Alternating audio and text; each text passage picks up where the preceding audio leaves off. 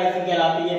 इसमें क्या होगा कि डिफ्लेशन रीजन, जो डिफ्लेशन रीजन है इसकी चौड़ाई इसमें क्या होगी, कम हो जाएगी, क्योंकि इलेक्ट्रॉन्स होंगे वो होल्स की तरफ अट्रैक्ट हो जाएंगे और होल्स होंगे इलेक्ट्रॉन की तरफ अट्रैक्ट हो जाएंगे। तो इससे क्या होगा, डिफ्लेशन रीजन की चौड़ाई कम हो जाएगी और करंट फ्लो करने लगती है। तो ये कहलाता है फॉरवर्ड वाइसिंग।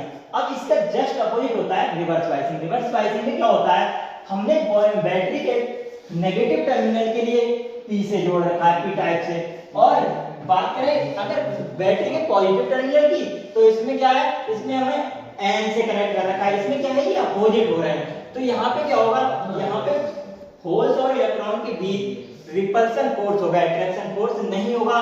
इसलिए क्या होगा, जो डिफ्लेशन रीजन है उसकी चौड़ाई घटने की जगह क्या होगा, बढ़ जाएगी। और जब डिफ्लेशन रीजन की चौड़ाई बढ़ जाएगी तो क्या होगा, करंट फ्लो नहीं हो पाएगी, ना ही तो इलेक्ट्रॉन्स जो होंगे वो होल्स की तरफ अट्रैक्ट होंगे और ना ही होल्स जो होंगे वो इलेक्ट्रॉन की तरफ अट्रैक्ट होंगे। जब दोनों अट्रैक्ट नहीं होंगे और इनमें रिपल्सन फोर्स होगा, तो इसलिए डिफ्लेशन रीजन की चौड़ाई जो है बढ़ जाती है, और डिफ्लेशन रीजन की चौड़ाई बढ़ जाने के कारण इसमें क्या है, करंट का फ्लो नहीं होता है। तो इससे हमें क्या रिजल्ट क्या निकलता है कि फॉरवर्ड वाइसिंग में तो करंट फ्लो होती है, लेकिन रिवर्स वाइसिंग में क्या होता है, डिफ्लेशन रीजन की चौड़ाई बढ़ जाने के कारण करंट फ्लो नहीं होती है। तो ये होता है रिवर्स वाइसिंग। अब बात करते हैं पीएन जंक्शन डायोड। अगर उपयोग की बात करें तो इनके उपयोग कहाँ होते हैं, कहाँ पीएन जंक्शन डायोड का यूज किया जाता है। पीएन जंक्शन डायोड की यूज की बात करें तो सबसे पहली बात करते हैं, जैसे हम बेसिकली मैक्सिमम यूज किया जाता है रेक्टिफिकेशन में।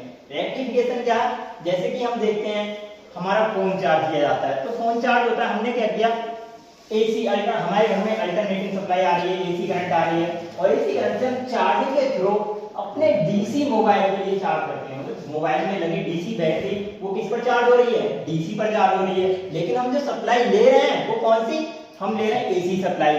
तो जो बीच का जो प्रोसेस हो रहा है वो किसके थ्रू हो रहा है, चार्जर के थ्रू। जो प्रोसेस, जो बीच का प्रोसेस कंप्लीट किया जा रहा है उसमें यूज किया जा रहा है रेक्टिफिकेशन का, जो एसी सप्लाई को डीसी में कन्वर्ट करके हमारे फोन को चार्ज कर रहा है। तो वहां पे क्या यूज किया जा रहा है, रेक्टिफिकेशन का या रेक्टिफायर का यूज किया जा रहा है, और वो किससे बना हुआ है, उसमें यूज किया गया पीएन जंक्शन का।